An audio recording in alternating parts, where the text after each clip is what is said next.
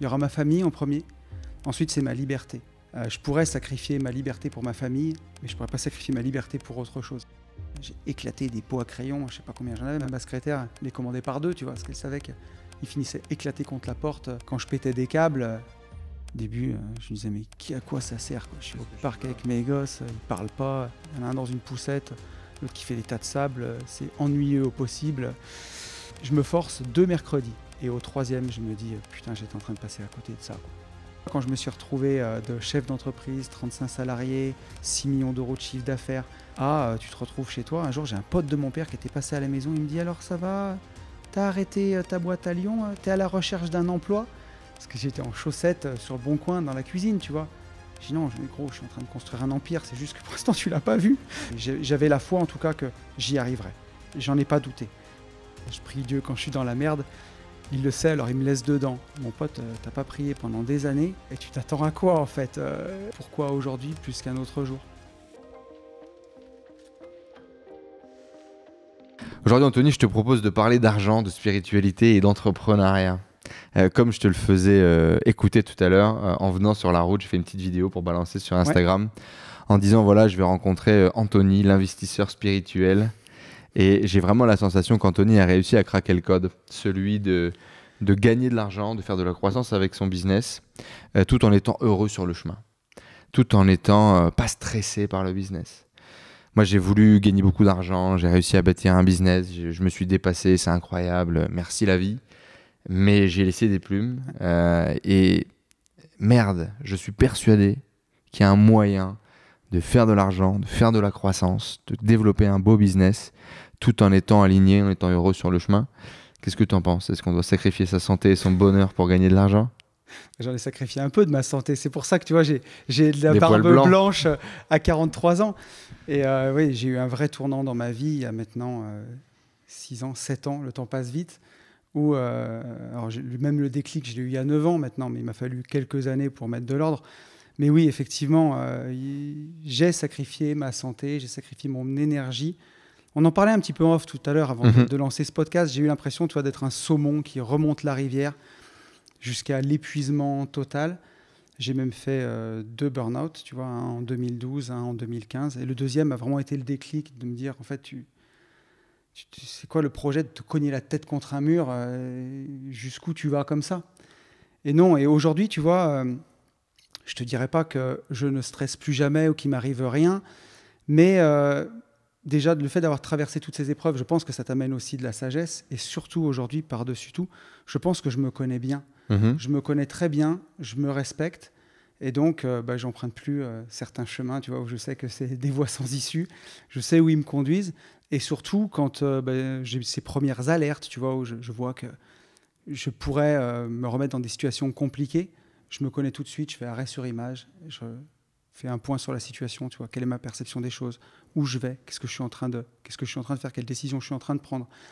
Et je connais aussi mes valeurs fondamentales, qu'est-ce qui font que je suis heureux, tu vois, quel est mon socle, qu'est-ce que je dois préserver à tout prix. Je me dis, en prenant cette décision, est-ce que je suis en train d'aller dans ce sens-là ou est-ce que je suis en train d'aller à l'opposé? Et c'est un peu ma boussole aujourd'hui, tu vois, pour construire quelque chose avec lequel je sois équilibré. Eh ben, complètement. Je comprends complètement la démarche. C'est justement un peu le chemin par lequel je suis passé. Et c'est à ce moment-là, moi, où j'ai défini mes valeurs, ma boussole, où je me suis rendu compte que j'étais peut-être pas au bon endroit au bon moment. Pour rebondir tout de suite là-dessus, du coup, et c'est une question que j'avais, tu vois, c'est quoi aujourd'hui tes 5 valeurs fondamentales et comment est-ce que tu les vis, comment est-ce qu'elles s'expriment aujourd'hui dans ta vie au quotidien? Alors, on en pourra en chercher 2 autres ensemble, mais j'en ai vraiment 3 qui me viennent. Tu vois, je me dis, dans ma vie, il peut m'arriver plein de choses. Tu vois, aujourd'hui, on filme dans mes beaux bureaux qui m'ont pris 3 ans à réaliser pour plein de questions d'urbanisme et plein de choses. Tu me les enlèves demain, j'aurai un nouveau projet d'en refaire d'autres, tu vois. C'est quelque chose qui n'est pas essentiel. Ça me rend heureux parce que j'en profite, parce que je suis très bien dedans, mais ce n'est pas essentiel. Donc, c'est détacher ton bonheur du matériel? Alors, pas vraiment, parce que je sais que c'est des choses qui vont me rendre heureux, je vais pouvoir les désirer, je vais avoir envie de les accomplir, mais elles ne me sont pas essentielles. Tu vois, les choses qui me sont essentielles aujourd'hui, c'est ma famille. Si vraiment je perds ça, là, c'est mon socle et je m'effondre. C'est des choses qui sont vraiment essentielles. Donc, il y aura ma famille en premier. Ensuite, c'est ma liberté, la deuxième chose, qui est la plus importante. Je pourrais sacrifier ma liberté pour ma famille, mais je ne pourrais pas sacrifier ma liberté pour autre chose. C'est ce qu'il y a de plus important pour moi. Je ne me suis pas appelé une vie de liberté pour rien. Tu vois, quand j'ai choisi ce nom en 2019 sur les réseaux, ça fait toujours du sens aujourd'hui, 6 ans plus tard. C'est toujours hyper important pour moi. La troisième, c'est que j'ai besoin de me nourrir intellectuellement. Ça, c'est quelque chose qui est très important pour moi. Je m'ennuie vite. J'adore des fois démarrer des nouvelles choses et je sais que j'ai besoin de me nourrir continuellement, donc toujours être en croissance intellectuelle, me nourrir de nouvelles choses. Tu vois, quand je découvre un domaine, quand j'ai découvert la bourse en 2008-2009, j'ai lu tout ce qu'il y avait comme ouvrage dessus pour vraiment comprendre, faire le tour du truc et ensuite, derrière, le partager. Tu vois. Et ça va être vraiment dans cette valeur intellectuelle. Je mettrai aussi le partage de tout ça. Dans la jungle du sourcing et du business avec la Chine, il y a ceux qui galèrent et ceux qui chassent en meute. Incubox, c'est le loup aux côtés des e-commerçants qui veulent scaler leur marque e-commerce. Une équipe francophone sur le terrain directement en Chine, un contrôle qualité interne, une logistique optimisée aux petits oignons et la possibilité de personnaliser votre produit de manière ultra poussée et créer un branding sur mesure. Incubox, c'est plus qu'un agent de sourcing, c'est un vrai partenaire stratégique pour les marques e-commerce ambitieuses. Clique sur le lien juste en dessous pour avoir un rendez-vous direct avec Romain, cofondateur de Incubox, et discuter de ton projet e-commerce avec lui. Merci à Incubox de m'accompagner dans le développement de mes marques e-commerce et également sur le développement de notre podcast. On est reparti pour l'épisode. Quand beaucoup de gens disent oui, ma famille est plus importante que tout, comment est-ce que toi tu l'as vécu? Comment est-ce que tu as pris conscience? Parce que pendant des années, tu n'as pas mis ta famille avant ton business, par exemple, etc. C'est quoi le déclic où tu te dis non, la famille, ça va être ma valeur numéro 1? Et comment est-ce que, du coup, comment est-ce que ça s'exprime? Comment est-ce que toi, tu vis ta famille numéro 1 de top valeur? En fait, j'ai toujours eu l'impression d'avoir eu un peu deux vies dans une vie et que cette deuxième vie que j'ai depuis quelques années, c'est un peu comme un cadeau. Parce que avant, j'avais une vision extrêmement traditionnelle. Tu vois, j'ai grandi, je suis de famille d'agriculteurs, puis après d'entrepreneurs de travaux publics. Donc moi, je reprenais le business, la suite de la famille. On avait acheté une boîte de travaux publics en famille. J'étais en couple, j'avais mes enfants. Je me suis mis en couple assez jeune. J'ai eu mes enfants à 26 et même plus jeune que ça, je crois, 24 et 27 ans. Et puis ça roulait comme ça. Et c'était parti pour durer. Pour durer. Et puis, le fait de passer tout mon temps au travail, et voilà, un jour, je me suis séparé et je me suis rendu compte que j'allais avoir mes enfants 1 semaine sur 2. Et quand tu les vois, 1h30 par soir pour leur faire un bisou et le week-end quand tu n'es pas trop fatigué, et que tu dis ils seront toujours là, puis je les aurai tout le temps, et que tu te rends compte que du jour au lendemain, tu vas les avoir 1 semaine sur 2, et encore 1 semaine sur 2, parce que j'ai une maman fantastique qui m'a aidé à m'organiser pour que je puisse avoir ce mode de garde. Alors, je m'entendais bien avec mon ex-compagne, mais malgré tout, comme la plupart des papas, des fois, c'est un week-end sur 2, et puis la moitié des vacances. Donc, j'ai fait en sorte d'organiser ma vie pour que ce soit 1 semaine sur 2. Et c'est là où je me suis dit, OK, tu les auras pas tout le temps jusqu'à ce qu'ils grandissent, ce sera qu'1 semaine sur 2. Voilà, déjà, c'est amputé de 50%. Maintenant, comment tu fais pour que ces 50%, en fait, t'en fasses 2 fois plus et qu'ils aient de la valeur, qu'ils aient de la valeur, qui valent un bon 100% de quelqu'un d'autre. Et c'est là où vraiment j'ai eu le premier déclic de me dire, c'était en 2015 et j'ai changé de vie en 2018. Je me suis dit, il faut que ma vie change, il faut que ça change pour que je puisse vraiment en profiter. Tu parlais de liberté également en valeur numéro 2. C'est quoi ta définition de la liberté aujourd'hui et comment ça se concrétise aujourd'hui dans ta vie? J'ai bien aimé ce que tu as dit sur je pourrais sacrifier ma liberté pour ma famille, mais pas l'inverse, ou pas pour autre chose en tout cas.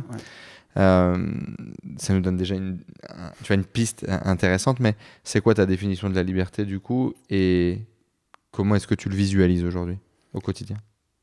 Je te dirais que pour moi, être libre, c'est bateau, parce que beaucoup de gens vont dire ça, mais c'est avoir le choix. Et c'est pas ne rien faire, tu vois. Parce qu'il y a plein de gens qui disent quand je serai libre, je ferai rien le matin, je vais me lever, je pourrai aller faire du vélo, je pourrai aller faire n'importe quoi. Bon, tu vas le faire, ça va durer 2 mois, et puis après tu vas dire bon, c'est quoi le sens de tout ça?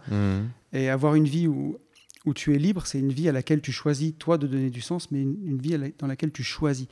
Tu vois, je vois énormément de gens en coaching qui me disent « Oui, mais Tony, j'avais pas le choix. Comment j'aurais pu faire autrement ?» Mais non, en fait, à chaque fois, tu choisis de. Tu vois, c'est rigolo, on peut le partager rapidement, mais j'ai eu récemment quelqu'un en coaching qui avait sa propre entreprise et il a eu le malheur de perdre son papa. Et tout le monde dépendait de cette entreprise. Et il m'a dit « J'ai pas eu le choix. J'ai lâché ma boîte pour reprendre la boîte de mon père et tenir toute la famille. » Et je lui dis « Mec, tu l'avais le choix. Tu pouvais laisser tomber tout le monde. Tu as fait le choix de laisser tomber ta boîte pour sauver tout le monde. Et regarde ce que ça dit sur toi, sur les valeurs que tu portes, sur ce que tu es capable d'accomplir. » Et tu vois, juste sa perception a changé. Il a pris confiance pour plein d'autres projets qu'il allait faire. Donc je ne sais plus comment j'en suis arrivé là. Mais, sur le choix de la liberté. Mais voilà, en tout cas, la liberté, pour moi, c'est avoir le choix. Et donc aujourd'hui, j'ai malgré tout beaucoup d'activités. J'ai un emploi du temps qui est bien rempli. Mais chaque activité que je fais, je sais qu'elle va répondre à un de mes besoins, me rendre heureux et me faire du bien. Donc pour moi, cette liberté, c'est avoir le choix. Tu vois, dans ma vie d'avant, j'avais le sentiment que j'avais le choix de rien. Et en fait, c'est tous des choix conscients que j'avais faits.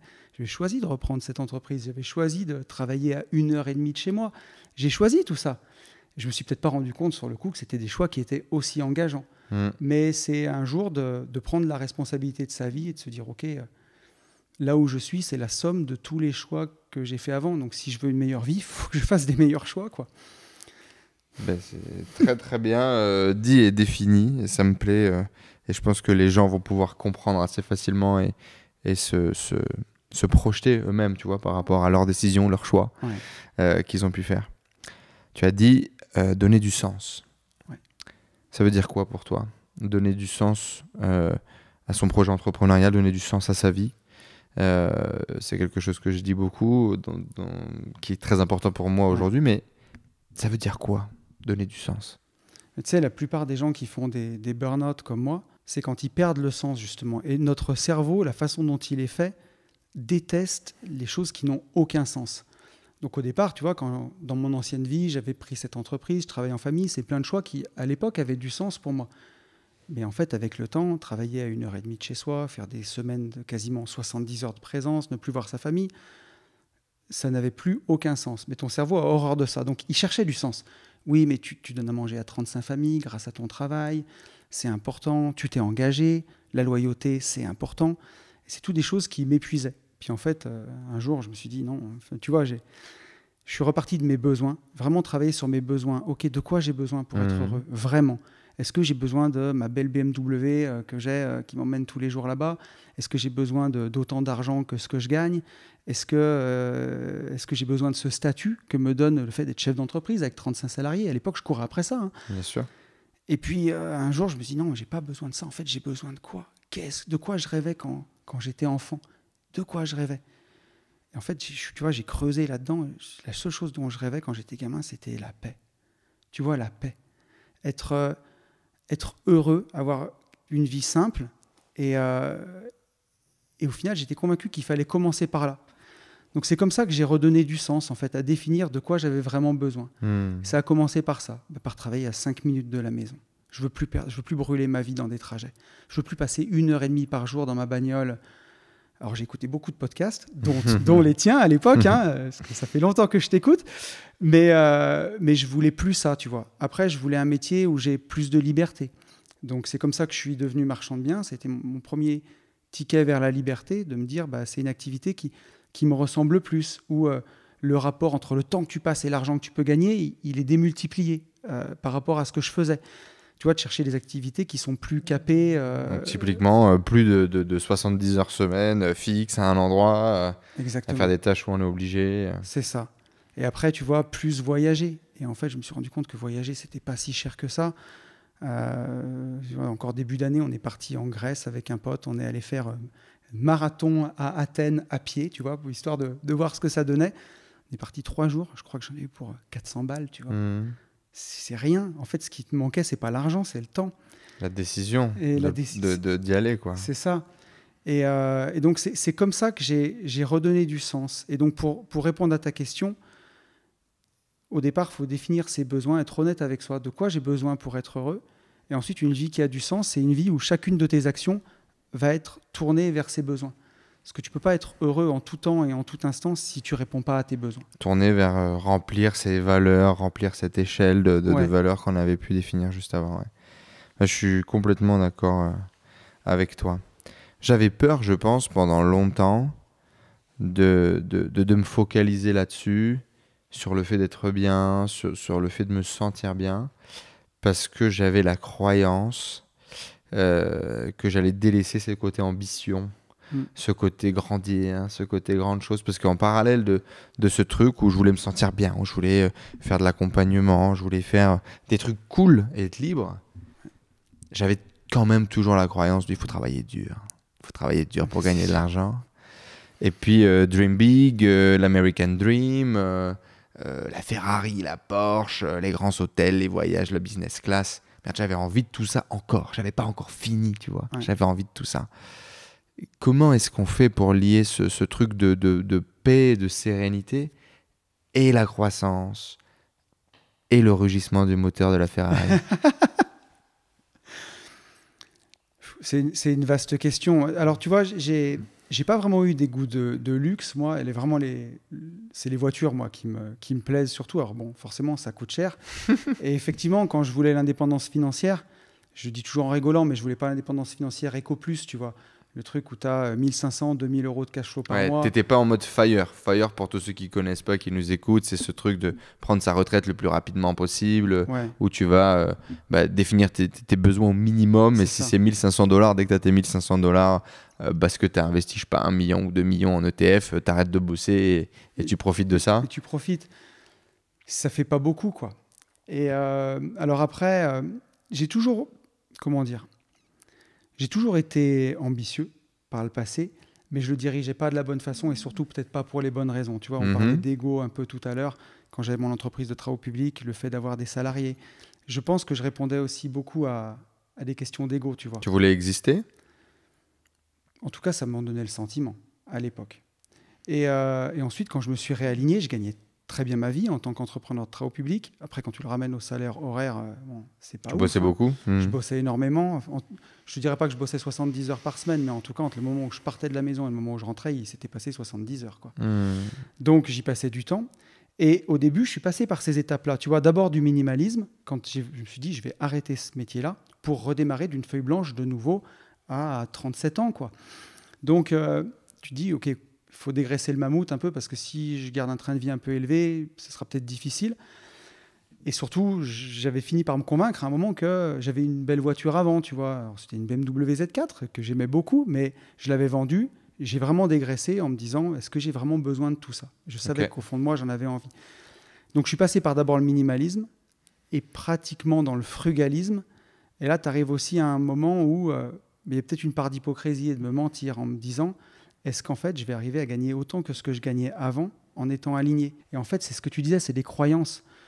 Je vois beaucoup des fois des gens qui partagent sur Facebook, tu sais, soit quelqu'un qui est un petit mème, tu vois, tout bête, d'un père qui est que au travail, et un enfant qui est tout seul dans son lit, et de dire soit tu choisis la réussite, soit tu choisis d'être présent pour ta famille.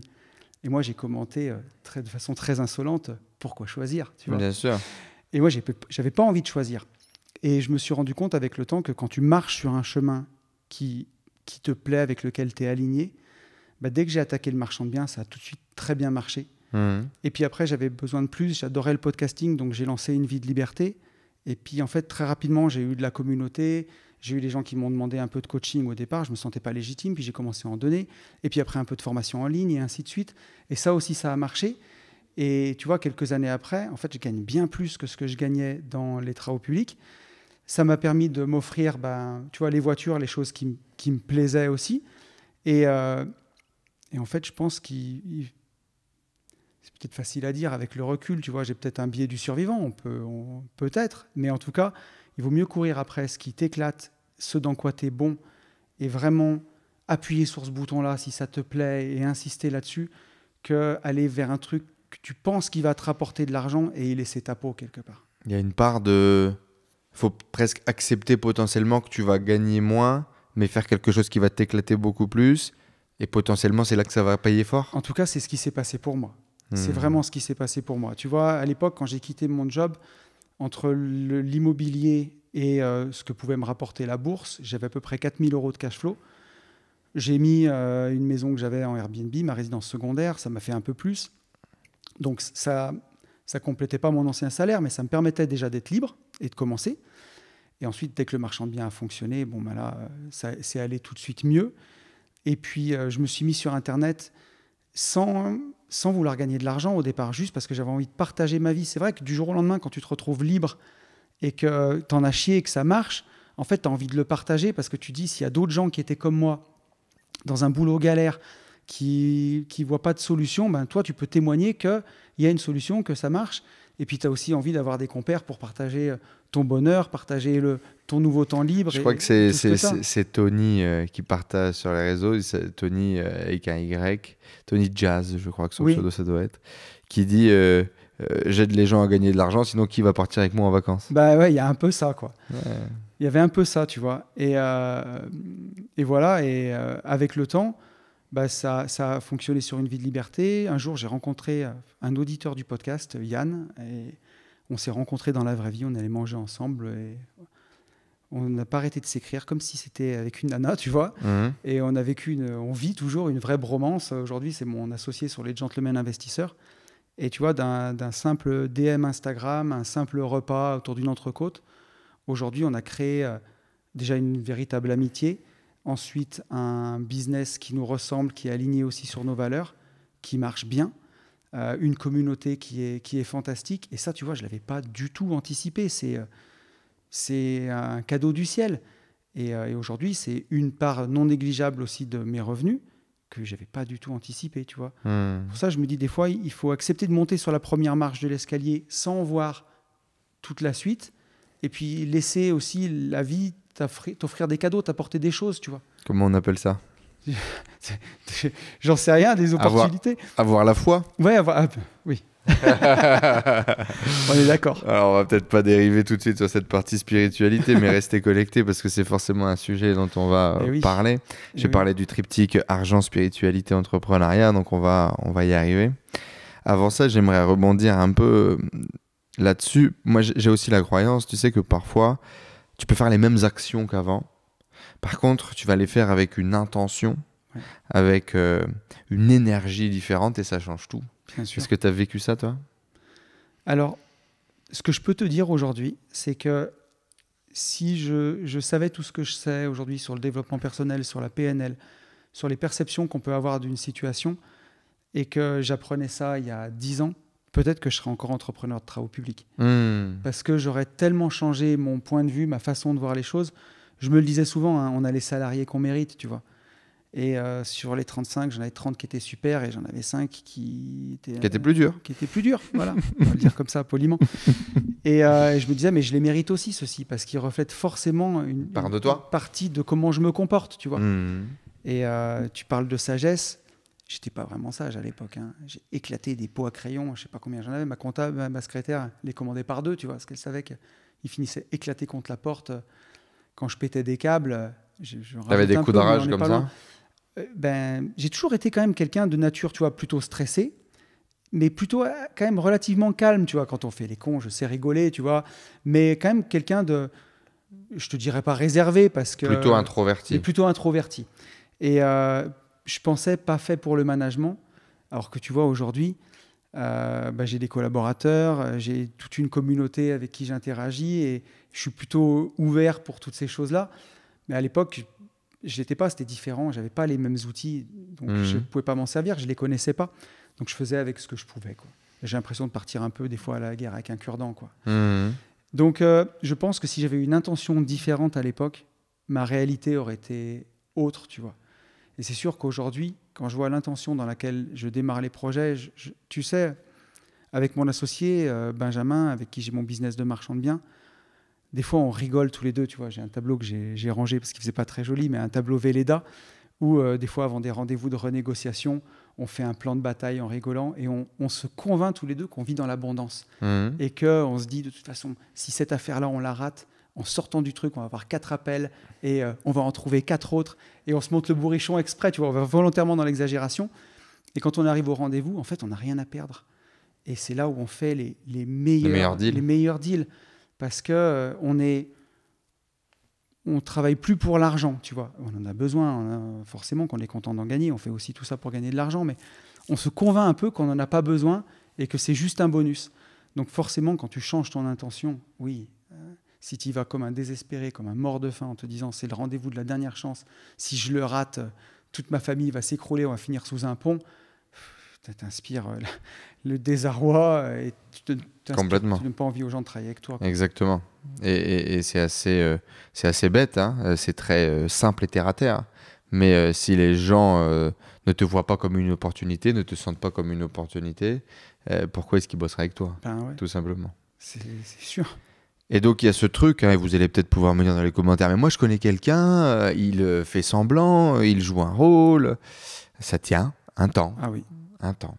Et puis par contre, quand tu arrives vraiment à juste être bien et être heureux, les gens s'intéressent à toi. Parce qu'ils veulent un peu ce truc que toi tu as, cette lumière, cette énergie. Et ils ont envie de bosser avec toi, ils ont envie d'investir avec toi, ils ont envie de faire plein de choses avec toi parce qu'ils sentent que tu as un truc qu'on ne peut pas t'enlever. Ouais. Ça, c'est fou, hein. C'est sûr. Et alors, ton discours me fait rebondir sur quelque chose, mais faut jamais, alors elle n'est pas de moi celle-ci non plus, hein, mais il ne faut jamais comparer ta vitrine avec, enfin, en tout cas ton arrière-boutique avec la vitrine des gens. Parce qu'il y a plein de gens qui vont te montrer peut-être de la fausse confiance, plein de choses, en mettre plein la vue. Et déjà, dans une manière générale, il vaut mieux pas être dans la comparaison parce que il y a plein de choses que tu sais pas et tu le sais parce que tu as donné beaucoup de coaching. Mais des fois, quand la porte du bureau est fermée, quand les masques tombent et quand les gens se livrent, tu es surpris de ce que tu découvres. Hein. Ah ouais, complètement. Complètement. J'ai coaché énormément de gens, des multimillionnaires, hein, des gens avec des patrimoines plus gros que le mien, malheureux comme les pierres. Tu ne comprends pas leur vie. Hein. Bien sûr. Tu sais, j'ai une histoire comme ça où, à l'époque, j'avais un client, quand j'avais ma boîte à Lyon, quelqu'un que j'admirais beaucoup, qui avait une vraie fortune, hein, je pense supérieure à 50 millions, tu vois. On lui avait fait une maison, j'avais tous les devis, juste la maison, la maison, les travaux, il y en avait pour 10 millions d'euros, tu vois, une très très belle maison. Et il me faisait faire des plateformes industrielles, et un jour, on était sur un chantier, on parlait de la réunion, tu vois, très terre à terre, les tuyaux, on les met où? Puis je le vois, il avait le regard au loin, tu vois, il regardait une petite route qui passait au fond. Et je me rappelle, il m'inspirait parce qu'il avait toujours le dernier Range Rover, tu sais, il le changeait chaque année. Et puis, il regardait au loin, il me dit « Monsieur Poncet ?» Je dis « Oui, je vais le voir, je me mets à côté de lui. » Il me voyait la route au fond et tout. Je dis « Oui, je vois bien. Ouais. » Il me dit « Vous saviez, quand j'avais 14 ans, je suis originaire de ce petit village. Je la passais en mobilette. » Je dis « Ah, c'est marrant. » Et tout. Il me dit « Oui, je crois que c'est le dernier moment de ma vie où j'étais heureux. » Et là, il change, il me dit « Bon, ces tuyaux, on les met où ?» Et là, tu te dis « Oh là là là là là !» À l'époque, tu vois, ça fait réfléchir. J'avais pas les mêmes armes. Et je me disais, ce gars, il a tout, en fait. Et puis finalement, il avait sûrement des soucis, plein de choses, tu vois. Après, j'ai appris plein d'autres choses sur sa vie derrière, qui n'est pas une vie facile. Et tu te rends compte que c'est pas si simple que ça, quoi. Ouais, que l'argent, ça ne répond pas à tous les besoins. Il en faut, bien entendu. Je ne vais pas te dire que l'argent ne fait pas le bonheur, mais ça ne fait pas tout. Comme tu as dit tout à l'heure, et c'est une idée que j'aime beaucoup et que je chéris.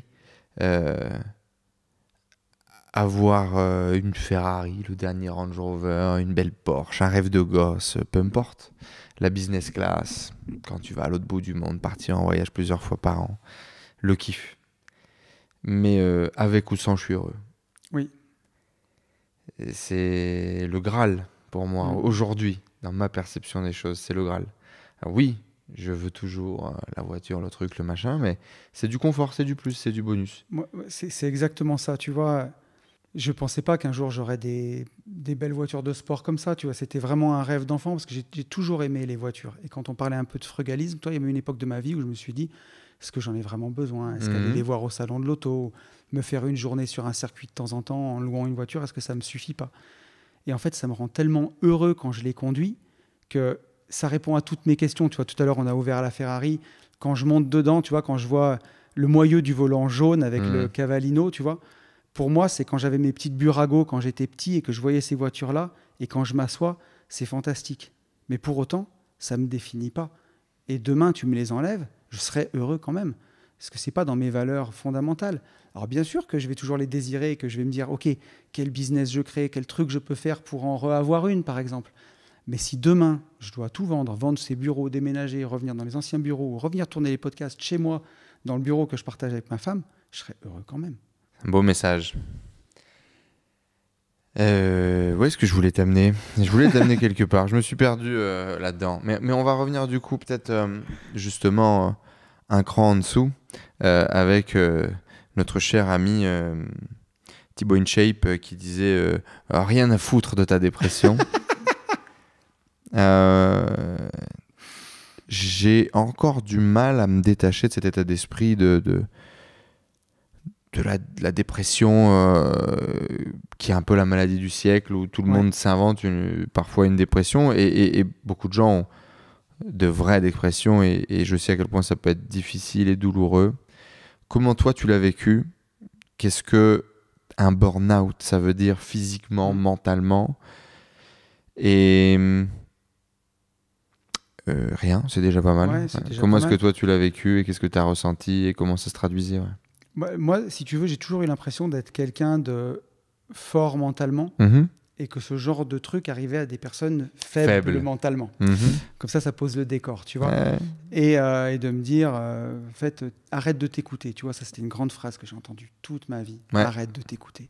Et quand on avait des gros soucis dans les travaux publics, dans tout, c'était arrête de t'écouter. Donc moi, j'étais là-dessus. Parfois, c'est vrai. Et parfois, c'est vrai. Parce que parfois, tu as ta petite voix qui va dire, allez, t'as déjà fait 2 fois du sport cette semaine. Tu peux arrêter, c'est bon, t'as pas besoin d'y aller.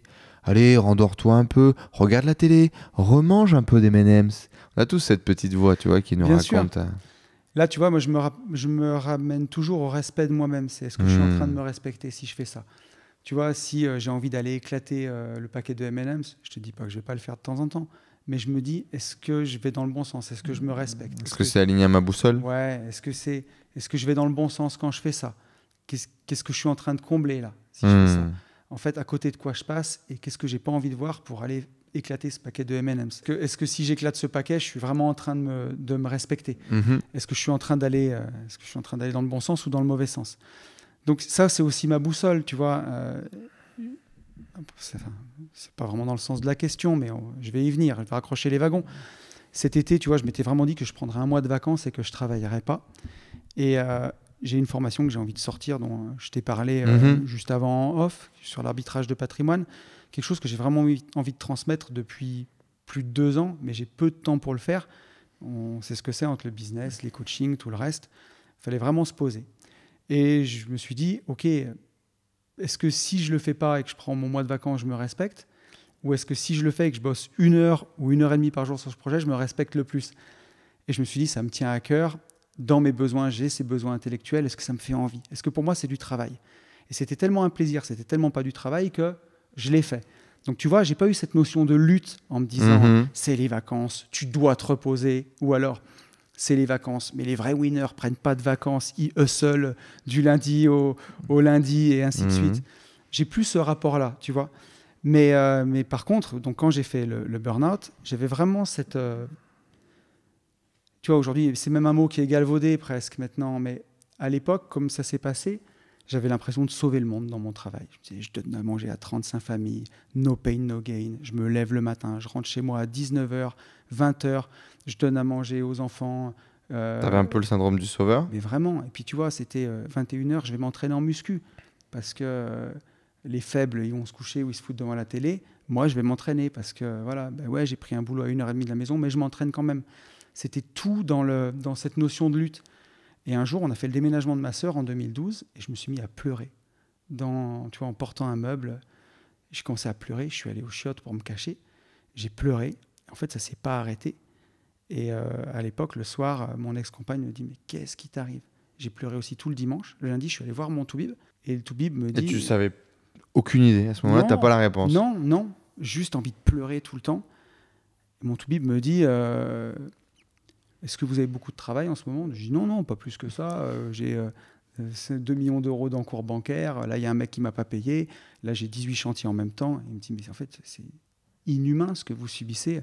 Vous êtes en surmenage. Tu vois. Je dis, mais c'est quoi ça? Il me dit, c'est ce qu'on appelle le burn-out. Ok, d'accord. Qu'est-ce qu'il faut faire? Il dit, ben, commencez à prendre du temps pour vous. Donc, il m'avait demandé de prendre mes mercredis.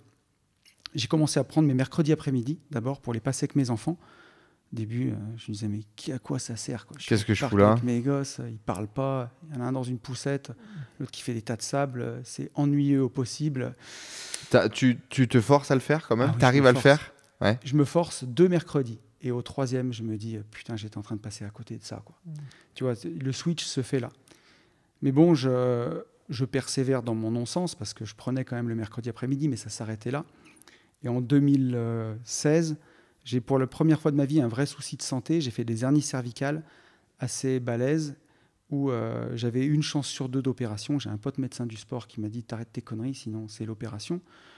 J'arrêtais pas mes conneries, donc j'ai vu le chirurgien qui m'a dit, écoutez, il y a 70% de chances d'amélioration, 20% de chance qui est, 25% de chance qui est aucune amélioration et 5% de chance genre bégaye à le disant tellement ça me fait bizarre, mais de tétraplégie. Je dis mais ça fait 1 chance sur 20. Il me dit oui, voilà, faut le savoir, quoi. Là où c'est placé. Faut le savoir. Ok, d'accord. Je dis mais c'est-à-dire, il me dit bah tout ce qui est en dessous de là, ça bouge plus, quoi. Ok, d'accord. Et là, tu vois, je me dis mais comment je me suis mis dans un état pareil? Et malgré tout, c'est là où tu prends ta claque? C'est là où je prends ma claque parce que je me suis arrêté 1 demi-journée.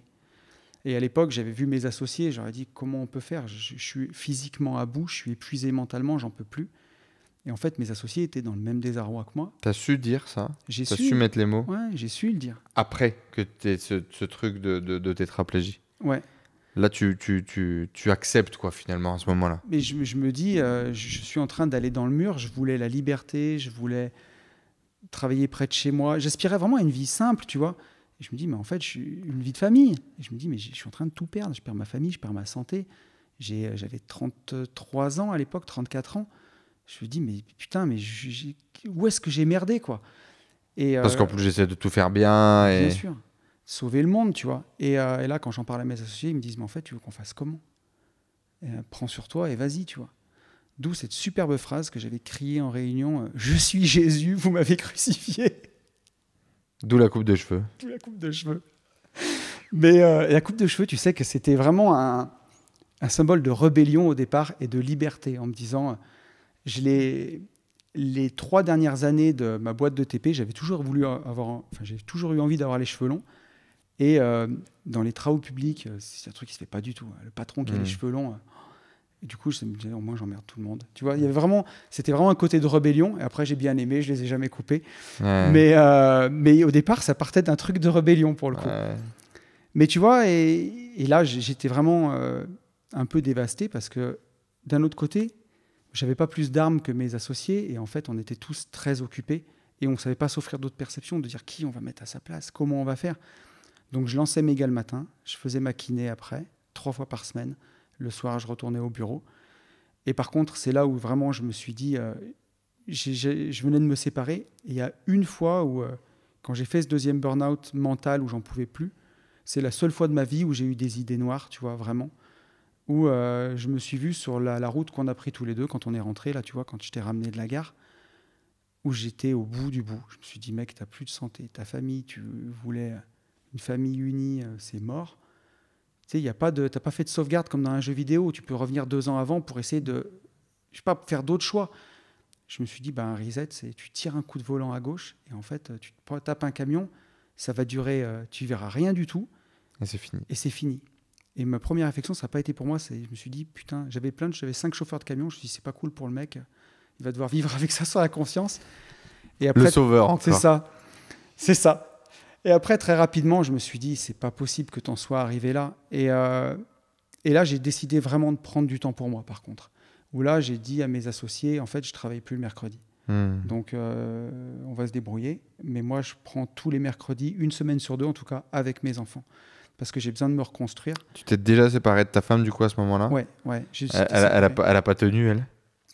Non, votre couple n'a pas tenu? Pour plein de raisons, et notamment celle-ci où j'étais pas beaucoup à la maison aussi, et pour plein d'autres raisons, mais ouais, mon couple n'a pas tenu, quoi.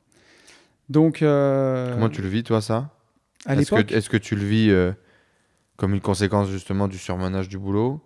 et une part de culpabilité, une part de responsabilité, ou est-ce que c'est peut-être d'autres trucs et plutôt liés par rapport à votre relation et votre couple? C'est un tout, si tu veux. Mais moi, je le vis par contre comme un échec. Je le vis comme un échec. Et tu sais, on est entrepreneur. Moi, j'ai toujours eu ça, 100% responsable. Donc, sur le coup, je vois, pour moi, je prends 100% de la responsabilité de cet échec. Après, avec le temps, j'ai appris à nuancer, à comprendre qu'on y était pour 50-50 au final. Mais pour moi, c'est un véritable échec parce que mes parents, tu vois, sont encore ensemble. C'était pour moi un modèle de vie de famille. Je me sépare avec des enfants qui ont 5 et 7 ans, tu vois. Je me dis, mais quel avenir tu vas leur offrir, tu vois. D'où le fait qu'après, la famille reprenne sa place dans ta boussole. Donc, tu vois, quelques années après, 10 ans après, c'est une réussite parce que j'ai 2 filles qui sont merveilleuses, épanouies, qui vont bien à l'école, à qui, je pense, j'ai pu transmettre des bonnes valeurs, mais pas seulement des paroles, tu vois, que j'incarne. Et je pense que ça change énormément de choses. Ah oui. Et au final, tu vois, parce que peut-être que tu m'amènes doucement là, parce qu'il y a aussi une chose qui m'a aidé à traverser ce burn-out, c'est la foi. Mais en tout cas, il fallait que je traverse ça, tu vois. D'abord les grâces, d'abord les épreuves et ensuite les grâces, tu vois. Et je pense que pour que j'ai cette vie-là, c'est pour ça que je dis que je regrette rien. Il fallait que je passe par tout ça. Tout à l'heure, en off, tu disais, tu avais un peu la sensation que le BTP, ça avait été ton chemin de croix. Ouais. Et pourquoi pas, en fait. C'est-à-dire que l'image est très bonne. C'est-à-dire, c'est pas facile, mais on s'oblige un petit peu par là pour se montrer parfois à soi-même à quel point on veut se crucifier, se sacrifier, et qu'il faut peut-être renaître et arrêter la souffrance, quoi. Tu sais, on le dit souvent, hein, l'univers t'envoie les épreuves que tu dois vivre. Alors moi, maintenant, je dis Dieu. Dieu t'envoie les épreuves que tu dois vivre. Il t'envoie des épreuves et c'est parce que tu as des choses à travailler. Et il te les enverrait pas s'il ne pensait pas que tu pouvais les traverser. Exactement. Dieu envoie ses épreuves les plus dures à ses plus forts soldats, pour reciter Thibaut InShape. Mais en tout cas, c'est vraiment avec le recul, c'est comme ça que je le vois, parce que si ça n'avait pas été, peut-être, tu vois, des uppercuts aussi forts, peut-être que je serais resté là-dedans, tu sais. Tu aurais encaissé ? Ouais, cette histoire de confort inconfortable, tu vois.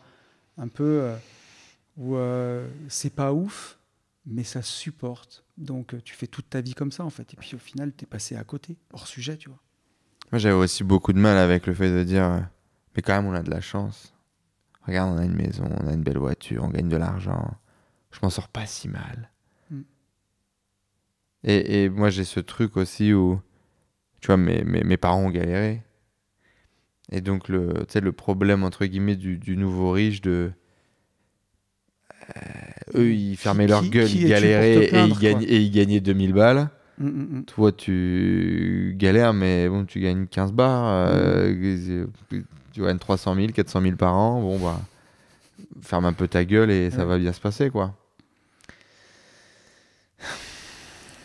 Mais c'est dur parce que, tous les deux, on ne fera pas partie des gens qui diront l'argent ne fait pas le bonheur.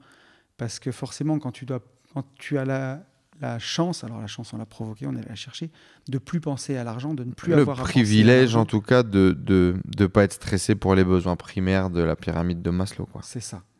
Que tu as évacué ce truc de l'équation. Et tu vois, j'en avais parlé un jour avec Antoine BM, on en discutait tous les deux, où je lui dis, moi, là où je le vois, ce côté-là, c'est même dans des trucs du quotidien, tu vois. Moi, pendant 15 ans, j'avais faim, j'étais à la gare, la brioche dorée, le café plus la madeleine à 9 balles, jamais de la vie. Et aujourd'hui, je ne me pose pas la question. Toute la famille veut une madeleine, ça coûte 40 €. Bah, on mange une madeleine et on boit un café. Exact. C'est toutes petites choses, des fois, plus que la Ferrari, tu vois. Où je me dis, les choses ont changé parce que c'est plus du quotidien. C'est cette liberté du quotidien, en fait, de ne pas avoir à penser, à réfléchir. Ça. On va manger un morceau ? On va manger un morceau. On va manger un morceau, ce que tu as envie de manger, dans l'endroit que tu as envie de manger, et pas en regardant le menu, en regardant la carte. J'ai des anecdotes qui sont incroyables par rapport à ça, tu vois. Moi. Ma mère, j'avais la chance qu'on voyageait un peu. On vivait, mes parents vivent toujours d'ailleurs à côté de la frontière belge, Ryanair, tu sais, ça voyageait pas cher. On avait des tickets d'avion 2-3 euros parfois. Oh putain, incroyable. Mais si tu rajoutais les bagages, les trucs, les machins, bah, quand tu pars à 3-4, ça fait vite un peu d'argent. Bien sûr. J'ai voyagé avec, j'étais petit, hein, mais avec 2-3 pantalons sur moi, une doudoune, une veste, t'avais chaud, mais fallait tout mettre parce que t'avais pas de bagages, t'avais qu'un petit sac à dos, quoi, tu vois. Et c'est beau. Mais bien Tu sûr. vois, il y a un truc qui est quand même magnifique déjà de pouvoir voyager, de vivre ces moments, et puis de ma mère qui essayait de faire des économies un peu partout, tu vois. Mais c'est sûr. Alors qu'elle n'a jamais été très bonne financière, tu vois, mais ces trucs-là, ça m'a marqué et j'ai toujours trouvé ça drôle, quoi. Bah ouais.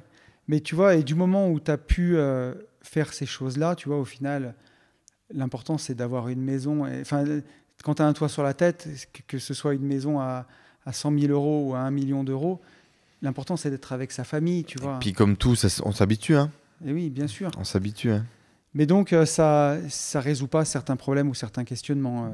L'argent, bien sûr qu'il faut en avoir, mais voilà. En Au tout cas, contraire, je pense que ça les accélère même peut-être. Parce que quand tu commences à avoir de l'argent, bah, typiquement, moi je pense que si j'avais peut-être beaucoup moins, ou j'ai plus avec qui je parlais de ça il y a pas longtemps, où je disais certainement que cette sécurité financière que j'ai aujourd'hui, parce que c'est pas de la liberté financière du coup vu que je bossais comme un âne, donc c'est plutôt une sécurité financière que j'ai construite. J'aurais peut-être pas pris ces décisions aussi radicales bien sûr. et je serais peut-être pas aussi vaillant, tu vois, si j'avais pas cette sécurité. Et, C'est évident. Hein. et en même temps, voilà, il y a une part de moi qui aimerait, même en n'ayant rien, avoir la foi incroyable et me lancer dans des aventures. Et puis il y a l'enfant, il y a la maison, il y a la vie, il y a les habitudes que tu as prises, etc. Et donc, c'est quand même rassurant d'avoir cette sécurité financière. Je sais plus pourquoi je suis arrivé là. On était sur la dépression au départ. Et on puis, a dérivé, la sécurité financière. on en a rebouclé jusque-là. Mais en tout cas, moi, la sécurité financière, c'est forcément, hein, j'investissais, tu vois, depuis mes tout premiers salaires. C'est aussi parce que j'avais mon patrimoine que je me suis permis que tu as bâti. Voilà, de vivre plus libre. Et aujourd'hui, bien sûr que le fait de savoir que tu pourras faire face aux nouveaux défis que tu prends, aux nouveaux investissements, ça fait un vrai matelas de sécurité qui te libère l'esprit. Complètement. C'est indéniable. Et du coup, je reboucle parce que ça m'est revenu. Plein de gens m'ont dit, il y a des gens beaucoup plus libres que toi qui gagnent 3000 balles par mois. Parce qu'en fait, la liberté, elle a le prix que tu vas lui définir, elle a le prix de ton lifestyle, elle a le prix de comment est-ce que tu vois la vie, en fait. Et parfois, moi en tout cas, et là c'est une vraie prise de conscience que j'ai avant-hier, là, je me suis vraiment enfermé dans une prison dorée et en fait je m'autorisais même pas à profiter ni de l'argent, ni de la liberté, ni de ce que j'avais construit. Je bossais tous les jours, très discipliné. Si j'allais pas au bureau, c'était pas normal. Si t'étais malade, tu vas bosser parce qu'il faut bosser, il faut faire avancer les projets. Et c'est pas ça. Non, tu perds du sens. À un moment, tu te dis, tu prends certaines décisions à un moment, et puis des fois tu continues en mode robot, et quand tu commences à être dans la lutte comme ça va un temps. Hein. Parfois, tu peux être déséquilibré quand tu as un vrai projet qui est hyper important pour toi. Tu vas répondre à certains besoins, et tu sais que sur le chemin, il y a certains autres besoins que tu vas délaisser. Moi, ça peut m'arriver. Tu vois, aujourd'hui, j'organise des séminaires un peu partout. Là, dans 15 jours, on part faire de la moto dans les Alpes. J'en emmène 15 avec moi. Pendant une semaine, je ne réponds pas à mon besoin de famille. Mais par contre, forcément, je vais répondre à mes besoins intellectuels, relationnels, où je vais connecter avec plein de gens. Ça va me nourrir énormément. Mais voilà, je partirai Après, tu feras une semaine avec les enfants, puis voilà. Je partirai pas un mois, tu vois. Il y aura toujours une question d'équilibre, de toute façon. Complètement. Mais quand tu es trop déséquilibré d'un côté, il y a un moment où ça casse. Ça finira par casser, exactement. J'ai une question intéressante, du coup, sur ce post-burnout. Comment tu reconstruis ta relation au travail après tes burn-out? C'était... Parce qu'à un moment donné, bon, tu comprends qu'il faut retourner bosser, tu as envie de bosser, tu trouves des projets du coup, qui ont beaucoup plus de sens pour toi. Mais comment tu reconstruis pour pas redériver? En fait, si tu veux, quand je tombe comme ça, en 2016, après les idées noires, et après ma rencontre, et ma foi, vraiment qui s'est révélée, je me suis dit, ok, ça doit être, les choses doivent être différentes. qu'est-ce que j'ai envie vraiment, tu vois, je fais déjà ces exercices-là, des exercices de développement personnel, pardon, sont finalement très simples. J'écris ma vie de rêve.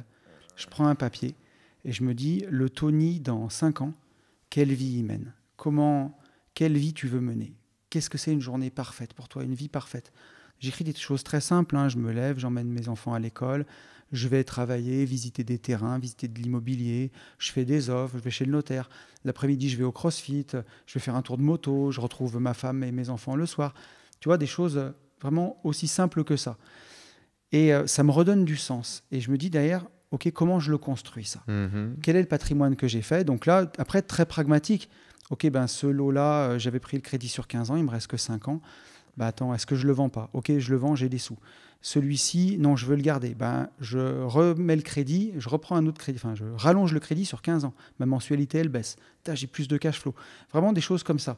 Et là, je me suis fait vraiment de l'air. J'ai vendu la Z4, tu vois, par exemple, pour vraiment faire dégraisser un peu le mammouth, comme je dis, tu vois, faire une vie un peu plus light, que je puisse me convaincre que je peux descendre un peu mon niveau de vie sans trop en pâtir.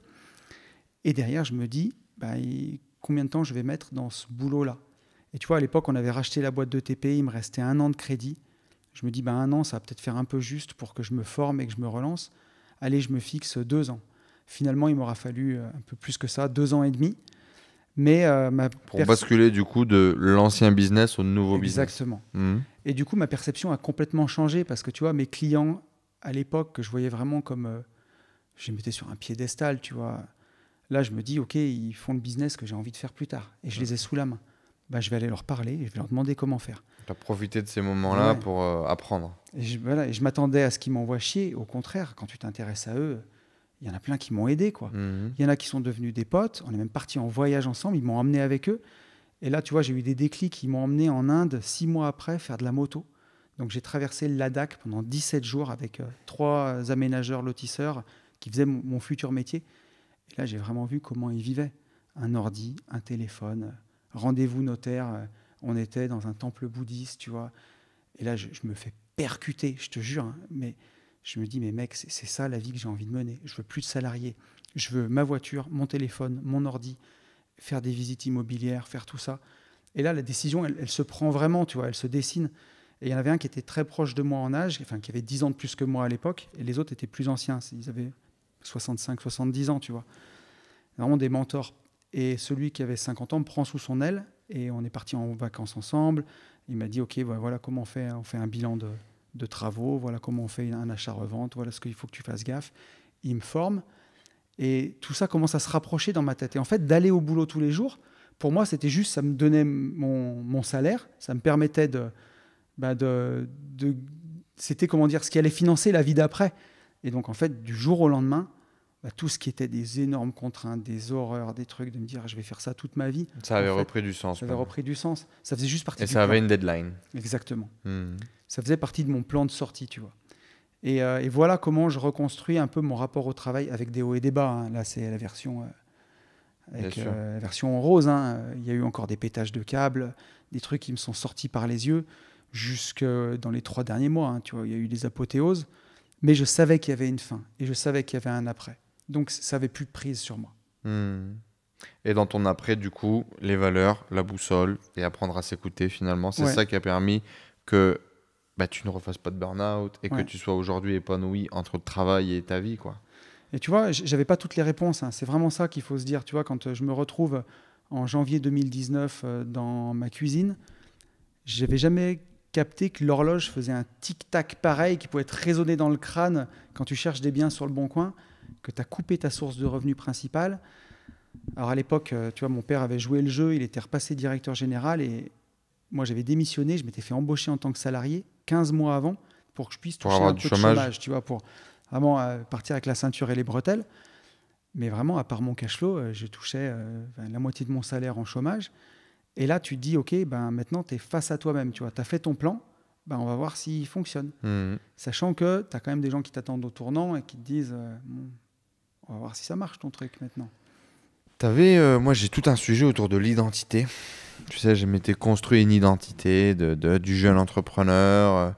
Et au départ, c'était super léger. Donc, c'est pour ça qu'en 2015-2016, je fais plein de trucs trop drôles. J'ai rencontré des gens partout. Et je lance plein de choses, que ça marche pas, je m'en fous parce que j'ai rien à prouver à personne vu que j'ai rien. Tu vois, Ouais. je pars de rien. Bien sûr. Par contre, après, ça a changé. Quand j'ai commencé à gagner de l'argent, j'ai commencé à croire que j'étais quelqu'un.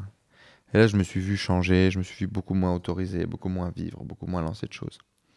Est-ce que toi, t'as eu une relation comme ça à l'ego, à l'identité, que tu as construit cette posture de chef d'entreprise et que du coup, tu as eu du mal et tu as eu peur de quitter? Ou est-ce qu'au contraire, et je connais des gens qui n'ont jamais eu ce truc-là.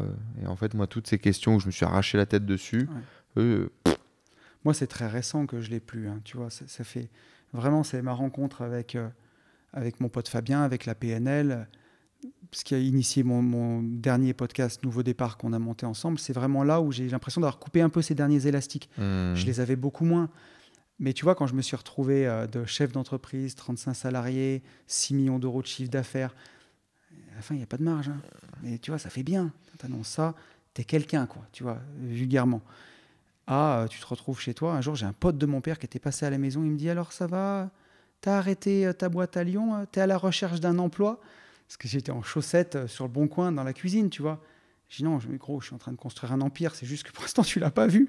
Mais dans ma tête, c'était ça, c'était la guerre. T'avais la foi déjà, par contre, à ce moment-là? Je me disais, en tout cas, là, je te fais la version un peu hardcore, mais dans ma tête, je me disais, je vais y arriver. J'avais la foi, en tout cas, que j'y arriverais. J'en ai pas douté. Mais par contre, c'est pas pour ça que j'ai pas eu des tentations de douter, tu vois, des choses comme ça qui te ramènent à ça. Et même quand j'ai démarré sur Internet, tu vois, chez moi, on est à la campagne, on est discret. Hein, et tu as vu où je vis, hein, c'est paumé, quoi. Mais même, tu vois, de mes parents au départ, et que j'adore et que j'aime énormément, mais qui comprenaient pas ce que je faisais dans mon bureau à me filmer sur Internet. Et un jour, ils sont venus au Noël de mon podcast des Gentlemen Investisseurs qu'on a organisé dans un cabaret où il y a 170 personnes de la communauté qui sont venues, où tout le monde a joué le jeu, très bien habillé. Et dans la communauté, j'ai vraiment des gens brillants, des gens qui ont des entreprises, qui ont du patrimoine, qui ont des aventures ultra intéressantes de tout horizon, de toute culture, vraiment de tout milieu sociaux, mais qui sont unis sous ces valeurs-là de liberté, de faire de l'argent en se respectant, et des gens qui sont même dans la politique, tu vois. Et quand mes parents ont vu ça, je les avais invités, ils m'ont dit, ils ont compris. Ils m'ont dit, on s'est pas rendu compte du tout de ce que tu faisais, tu vois. Et aujourd'hui, mon père vient, je l'invite au voyage moto, tu vois. Donc ça fait la 3e fois qu'il va partir avec nous en moto, avec les investisseurs. Et il adore, tu vois, il kiffe. Mais au départ, oui, quand tu reconstruis ça du départ, il faut avoir la foi parce que tu pars un peu de rien. Et donc, oui, et quand tu passes de chef d'entreprise, comme on dit, tu vois, à podcasteur, j'ai vu des sourires, tu vois. Bien sûr. Sourire de merde. Et toi, tu sais que tu sais ce que tu es en train de faire et tu sais que tu es aligné. À l'époque, j'avais encore un petit peu d'élastique et encore un peu d'ego, de mauvais ego. Et maintenant, vraiment, depuis que tu vois, j'ai vraiment fait ce travail sur mes besoins, sur mes valeurs et de se connaître, j'ai vraiment le sentiment que je suis en paix avec moi-même parce que je me connais bien. Je connais mes forces, je connais mes faiblesses. Et donc, quand je vais rencontrer des gens qui ont un patrimoine bien plus élevé que le mien, qui sont heureux, je suis content pour eux. Et au contraire, parfois, quand je vois des gens où je sais que voilà, tout ce qu'ils possèdent, ils l'ont sur eux, grosso modo, ils roulent des mécaniques et où ils essayent de te titiller, tu vois, sur ce qu'ils font, parce que peut-être qu'ils ont du statut social plus, mais par contre, ils ont peut-être plus d'argent, mais ils ont 0 temps. Moi, j'ai les deux aujourd'hui, mais j'ai surtout du temps, j'ai du temps libre. En tout cas, je peux m'organiser vraiment comme je veux. Là, je déconne, mais tu vois, avant, je reprenais toujours la dernière semaine d'août. Et pour moi, c'est un rituel. Je ne travaille jamais la dernière semaine d'août. Cette année, je suis parti au surf. Et juste avant, j'étais avec tu vois, un entrepreneur que je connais qui repartait au boulot. Je pense qu'il gagne bien sa vie.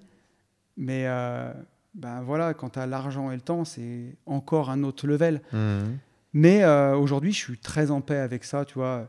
De toute façon, il y aura des gens qui vont bien m'aimer. Il y aura des gens qui ne m'aimeront pas. Il y aura des gens qui penseront toujours que l'image du podcast, c'est que je suis dans ma chambre à faire tu vois, Squeezie ou je sais pas quoi. D'autres qui se diront c'est n'importe quoi. Et en fait, au final, le tout, c'est que moi, je sache ce que je fais et que je sois content. Et tant que j'ai, moi, une bonne image de moi, que je sais que je suis aligné, que je me respecte, tout va bien, quoi. Ah, donc on en revient encore une fois à ces valeurs et à cette définition à faire, ce travail de connaissance de soi. Peut-être il y a quelque chose d'intéressant, et puis en plus t'en parles beaucoup, tu parles souvent de mindset, de PNL, etc. Comment est-ce que le développement personnel interagit dans ta vie aujourd'hui et avant, peut-être, pour qu'on comprenne un peu l'évolution? C'est drôle, tu sais, quand j'étais petit, pour moi, c'était vraiment un gros mot, le développement personnel. Et je ne savais pas qu'il existait de livres de dev perso, vraiment jusqu'à... Parce que j'ai ma première un peu crise existentielle quand j'étais en école d'ingénieur, tu vois, dans un circuit, quand tu suis tout ça, et puis tu te retrouves dans le monde du travail, et là, il n'y a plus de notes, il n'y a plus d'aller en endroit tous les jours, de faire tes devoirs, ton truc. Moi, j'étais assez enfantin, peut-être, tu vois, et je prends une vraie calotte. J'avais vu une psy à cette époque-là qui m'avait donné un premier livre de dev perso dans lequel j'avais déjà trouvé des réponses. Et j'avais trouvé ça fantastique. Et je m'étais dit, mais c'est incroyable. Moi, j'ai l'impression de réinventer la roue, tu vois, essayer d'être heureux tout seul et qu'il y ait déjà des gens qui se sont penchés dessus. Ouais.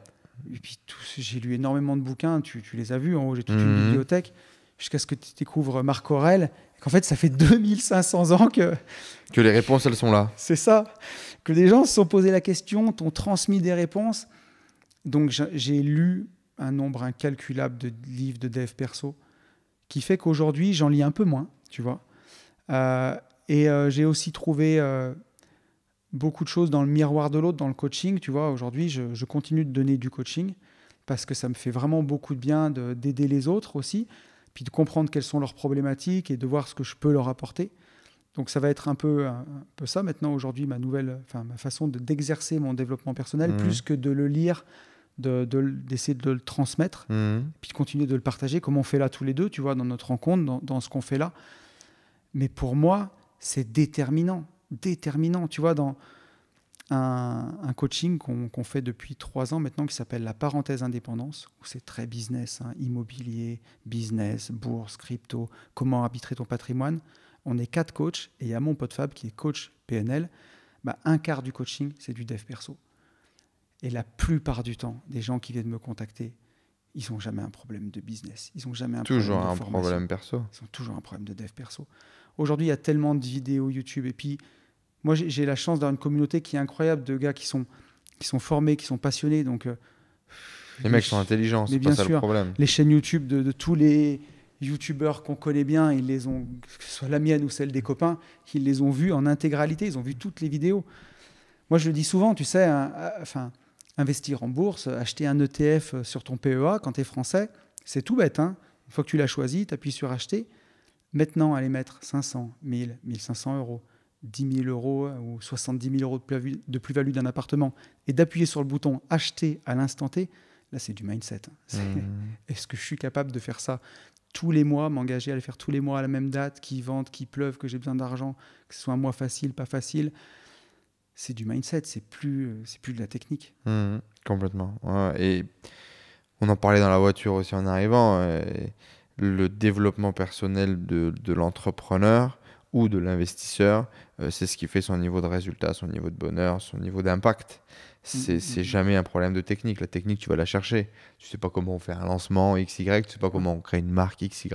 Tu trouves un mec qui sait faire, tu apprends avec lui, tu t'achètes une formation technique, tu te pètes les dents peut-être en le lançant, en le testant. Mais ta capacité à y aller, à le faire, à grandir, c'est dans la tête. C'est dans la tête. On est passé de 100 000 à 10 millions d'euros de CA quasiment en 5 ans. Le seul shift, c'est la tête. C'est le seul shift. Les compétences, on les avait quasiment déjà. Alors, oui, on s'améliore, oui, on devient meilleur, oui, on truc. Ta capacité à le mettre sur la table, à prendre des risques, à y aller, à avoir avec l'envie, avec la foi, encore une fois, que ça va se passer, que ça doit se passer, que c'est comme ça. Et tout le reste, c'est interne. Tout le reste, c'est interne. J'en suis vraiment convaincu. Et puis, moi, il y avait beaucoup de s'autoriser, tu vois. Ouais. C'était vraiment ça. C'était, est-ce que je m'autorise à vivre cette vie-là? Est-ce que je le mérite, tu vois? Est-ce que je me respecte assez pour m'autoriser à vivre ça, tu vois? Ça, c'était grande question, tu vois. Et ça, c'est du mindset. Truc un peu de sortir du rang, Ouais, puis tu vois, de te dire... j'ai une vision, je sais qu'il y a ça qui me tend les bras, j'ai des gens devant moi qui peuvent me l'apprendre, tu vois, pour parler du marchand de biens au départ. Et après, pareil, quand je me suis lancé sur Internet, on en parlait en off, mais j'ai mon copain Rudy Koya qui était dans le domaine de la muscu, lui, pour le coup, mais bon, qui vendait des formations en ligne, qui partageait du contenu. Rudy m'avait coaché, parce qu'à l'époque, je l'avais pris sur Internet en coach, on est devenus copains, on s'était déjà vus plusieurs fois, et là, quand il m'a accueilli chez lui, je me suis dit, ok, je m'autorise à le contacter pour lui demander est-ce que je peux. Il m'a dit, mais bien sûr, viens à la maison, viens passer une après-midi. Il est à 2h30 de chez moi. Et en fait, en 3 heures de coaching, 3h30, il m'a délivré une valeur de fou. Pour que tu puisses te lancer. Pour que je puisse me lancer. Mais finalement, la valeur, elle était toujours là. Ce qui a été game changer, c'est que je mette mon orgueil dans ma poche et que je l'appelle, en fait. Et puis c'est ce truc de... Est-ce que j'ose socialement, face au miroir quand je suis tout seul, je suis podcasteur? Oui, ça, c'est la grande différence qui fait que tu le deviens ou pas, finalement. Exactement. Alors là, on est complètement d'accord. Moi, pendant longtemps, je me suis dit, oui, je suis marchand de biens, je fais des podcasts à côté, tu vois. Et à un moment, d'assumer vraiment, mais en fait, je suis podcasteur. C'est ça que tu kiffes? Ben ouais, complètement. Alors, entre autres activités. Mais par contre, quand je suis dans un podcast, mais je suis tu es marchand de biens, tu es podcasteur, tu es motard, tu es, tu vois. Et ça, du moment que tu mets un mot dessus, ça, tu vois, marchand de biens, ça a été vraiment un déclic au départ, parce que quand tu n'as pas fait d'OP et que tu arrives à la banque, tu dis, bah voilà, je suis marchand de biens, machin. Ok, vous avez fait quoi comme opération? J'habillais à la mariée, tu vois, j'avais revendu une résidence principale où j'avais coupé un terrain, donc ça passait la plupart du temps. Mais qui me dit, mais ça, c'est de la RP, vous n'avez jamais fait d'opération, en fait. Je dis, oui, mais est-ce qu'il faut que je fasse une opération pour être marchand de biens? Est-ce que je ne suis pas déjà marchand de biens avec toute la démarche que j'ai? C'était tout le jeu, mais en tout cas, les gens qui sont peut-être pas très bienveillants vont forcément te ramener là-dedans et dans cette culpabilité, quoi. Bien sûr. Mais par contre, si toi, tu décides que tu l'es, t'as déjà gagné, en fait. Bah parce que de toute façon, il faut bien faire une première opération. Forcément. Il faut bien commencer quelque part. Exactement. Et le point de départ, c'est toujours nous, finalement. C'est ça. Toujours, c'est le passage à l'action. Hein. Ouais. Ta lettre à l'univers dont tu parlais tout à l'heure, là, que tu nous as déjà un petit peu parlé, où tu écrivais ta vie de rêve. La loi d'attraction, t'y crois, toi? Ah oui, c'est central. Ouais. On a parlé un petit peu en off de Napoléon Hill, tu vois. J'aurais bien aimé savoir, tu vois, quelle est la part de légende et la part de réalité autour que lui a vécu. Ouais, de cet homme, de ce personnage. Parce que, tu vois, quand le livre Plus malin que le diable est sorti, le bouquin sort quand même 70 ans après sa mort, tu sais. En plus, avec une version audio très théâtrale, super bien faite. Ça participe à l'aura de tout ce qu'il y a autour. Mais en vrai, est-ce que c'est pas mieux comme ça, tu vois? Bien sûr. Que cette nébuleuse autour. Mais moi, quand j'ai lu Réfléchissez et devenez riche, je prends le truc vraiment au sérieux. Je le lis en 2016. Pareil, je me fais percuter. Et je me dis, mais en fait, il y a sûrement beaucoup de réponses là-dedans. Et tu vois, c'est un peu comme dans la foi, tu vois. Saint Thomas qui croit que ce qu'il voit, ça ne fonctionne pas, tu vois. Et dans la vie, il faut croire pour voir d'abord.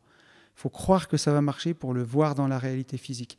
Et si tu ne crois pas en toi, tu ne feras jamais toutes ces actions qui te permettront de voir se matérialiser tes rêves, la vie que tu veux dans la réalité physique. Et moi, j'avais du mal à y croire quand même hein, quand j'ai fait tout ça. Mais je me suis dit, je donne sa chance au produit et je choisis d'y croire. Et donc, j'avais commencé par tous les exercices qu'il donne, tu vois, dans le livre. J'avais écrit ma vie de rêve, la vie que je voulais.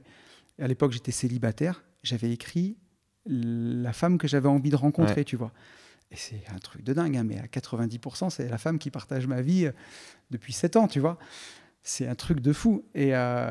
Et d'ailleurs, en coaching, je la repartage souvent, cette lettre à l'univers que j'avais rédigée en 2016, parce que c'est pareil, c'est à 90% ma vie d'aujourd'hui, quoi. C'est complètement dingue. Et alors, moi, j'appelais ça la lettre à l'univers, parce que dans Réfléchissez et devenez riche, Napoléon Hill te le dit clairement, qu'il a disséminé la formule secrète pour te permettre de vivre dans l'abondance et d'attirer à toi ce que tu veux voir arriver dans ta vie, et que seuls ceux qui ont lu le bouquin plusieurs fois arriveront à la remettre dans l'ordre. Moi, je marche à fond dans le truc. Je sais pas, je l'ai lu 7 fois au moins, le livre. Et je retrouve ces passages. Je les remets dans l'ordre qui me semble logique. Et tu vois, je la lis tous les matins, tous les soirs. Et en fait, ça fonctionne, quoi. Mais alors, est-ce que ça fonctionne parce que c'est la lettre à l'univers, ou est-ce que ça fonctionne parce que je m'autorise à y croire, je m'autorise à me sentir légitime d'arriver à faire ça, je m'autorise à faire les actions qui m'en rapprochent. C'est magique et pas magique. Finalement, c'est logique. Finalement, c'est logique. Il y a une phrase que j'aime beaucoup qui dit Dieu est un Dieu d'action. Et oui. Donc, et toi, et le ciel t'aidera. Exactement. Mais la foi que ça peut se passer, c'est Bien toujours sûr. pareil. En fait, tout part, je pense, quand même, depuis cette intention, depuis cette croyance, depuis cette énergie un peu candide, cette énergie d'amour, cette énergie d'envie, d'y croire. Bien sûr. Après, bien évidemment, les actions. Ouais. Mais ouais, si tu ne demandes pas, tu n'obtiens pas, quoi. Ça aussi, Non, c'est la Bible. Exactement. C'est ça, hein. Frappez, on vous ouvrira. Parlons du coup, après avoir fait cette phase un peu dev perso, ce développement spirituel, qui aujourd'hui pour moi est quasiment, tu vois, dans les 5 valeurs boussole. Ouais. Dieu est arrivé dans ma vie un peu tardivement, même si en fait il a toujours été là. Bien sûr. Cette croix que j'ai autour du cou, c'est un cadeau de ma grand-mère quand je suis né. Incroyable. Et un jour, ça m'a frappé, ça. Un jour, ça m'a frappé où, justement, je me sentais seul. On parlait de ce sentiment du chef d'entreprise, du chef de famille aussi, qui souvent porte tout le poids sur ses épaules, parfois le poids de la famille, parfois le poids de la famille étendue, parfois. Et où on se sent seul.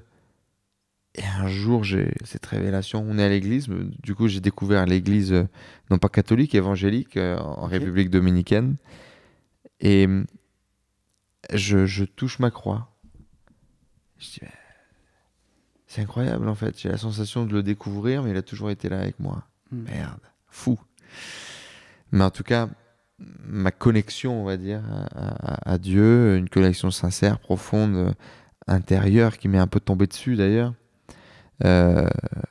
aujourd'hui est centrale et pilier dans ma vie. Et à la ça, on va faire une belle phrase cliché, Dieu a changé ma vie. C'est incroyable. Hein. Et pour le meilleur, parce que il me donne de l'amour, il me donne du soutien, il me donne de la vision, il me donne envie d'y croire, il allège mon cœur, me donne de l'énergie d'aller de l'avant, et notamment ce concept de la foi. Alors je me suis rendu compte que j'avais fait une vidéo sur la foi en 2020 déjà. J'avais eu une première connexion avec ce sentiment d'avoir la foi. C'est quoi ta définition de la foi à toi ? Et comment tu as développé cette connexion ? Comment est-ce que tu as vécu ce réveil un peu spirituel ? Je vais t'en parler, hein.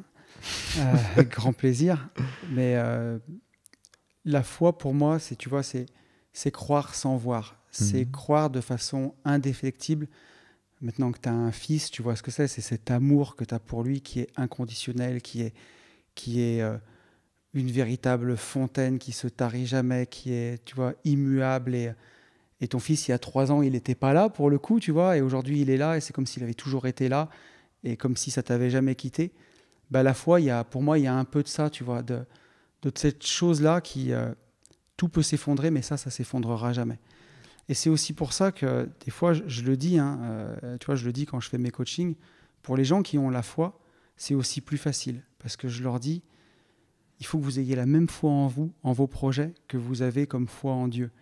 Moi, tu peux me raconter ce que tu veux, tu ne me feras pas douter de l'existence de Dieu, tu ne me feras pas douter de l'existence du Christ, parce que au fond de moi, et je te raconterai comment ça m'est arrivé, mais je le sais en fait maintenant, ça fait partie de moi, et ça me remplit, c'est tellement là, je sens tellement cette présence que tu ne pourras jamais m'en faire douter. Et donc, c'est d'arriver à transposer aussi cette foi qu'on a en Dieu dans ses projets derrière. Et quand tu sens que tu es porté par ça, en fait, tu peux tout abattre. Donc, pour moi, pour les gens qui ont la foi, c'est parfois plus facile aussi d'avoir foi en soi quand on a des problèmes de confiance 100%. en soi, tu vois. Et c'est tous les signes que tu vois. Je t'en partage un avant d'oublier parce que c'est vraiment trop beau. Mais tu vois, le Christ qui est posé là-haut, sur ton étagère. en haut, on l'a trouvé ici, sur ce terrain sur lequel tu es. Et c'est marrant, mais quand on a acheté ce vieux terrain avec une vieille ferme qu'on allait démolir, on monte faire une vidéo pour alimenter nos réseaux sur YouTube pour expliquer un peu ce projet. Et on visite la maison, il y avait un arrêté de péril, on ne devait pas rentrer dedans. Et je dis à Ben, à mon associé, je dis vas-y, viens, on fait un dernier bout de vidéo dedans, on ne va pas nous tomber dessus pendant ce temps-là.